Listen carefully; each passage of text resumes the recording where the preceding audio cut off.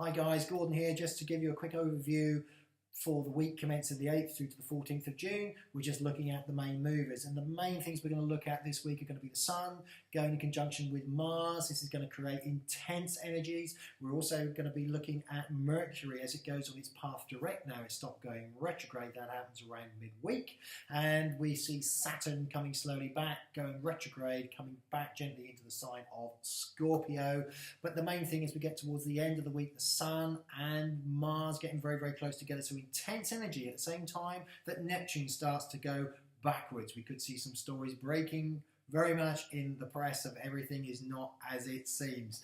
Stay tuned, see what it means for you as an individual, for your star sign. Hello, wonderful Aries, sun sign Aries, rising sign Aries. My name is Gordon, of course, and we're going to be looking together at the astrological trends for you guys for the week commencing the 8th through to the 14th of June. Now, you've seen the introduction. There's quite a few interesting things going on with Mars, which is your ruling planet, and of course the Sun and Mercury. Now, the good news is that Mercury, that's been stuck in your third house, which is the house of communication, but your natal Sun, you know, your birth chart Sun, will be making good aspect to this particular house. And again, you're fire, and we're in the element of air, so there is interaction, but this can be frustrating because you'll be wanting to move forward, and with Mercury retrograde, it has been holding you back slightly in the area of communications, in the area of,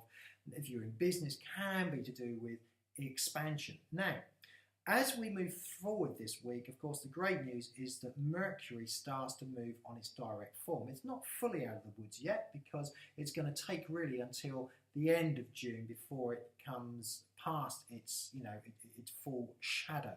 But at least it's on its way. It's releasing this blockage. Now, Mars, as you know, is very driven. You Aries are very driven. You like to win. You like to be at the forefront. You are the youth. You are the vitality of the whole entire zodiac. And so much is important to you that you put a lot of energy into making things work. Now, this week is no exception. As we go through this week, we see the Sun starting to move through the constellation of Gemini towards Cancer, which is in your fourth house, and it's going to be linking to your homes and all your vitality that happens there. But most importantly, the relationship between Mars and the Sun as we go through this week needs to be watched fairly carefully. It is at a very sensitive point.